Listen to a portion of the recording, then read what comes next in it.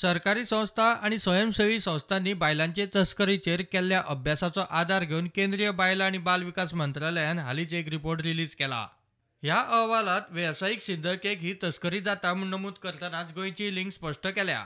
ओडिशा, पश्चिम Bengal, north east राज्यांतल्यान बायलांची तस्करी जाताच. ते भायर बांगलादेश आनी नेपाळ सारख्या शेजारी देशांतल्यानूय बायलांची तस्करी जाता म्हूण रिपोर्ट. बीएसएफ अधिकाऱ्यांक लाच देऊन आंतरराष्ट्रीय सीमेवयल्यान बांगलादेशी चलयांची मोठ्या प्रमाणात तस्करी जाता म्हूण गजाल उक्ताडार आयल्या. मात भारत आनी नेपाळा मदीं क्रॉस बॉर्डर म्हणल्यार सीमापार करार आशिल्ल्यान नेपाळांतल्यान मानवी तस्करी करप सोपें जालां. नेपाळींक भारतात प्रवास करूंक वा स्थलांतरीत जावंक कसल्याच इमिग्रेशनाची गरज पडना.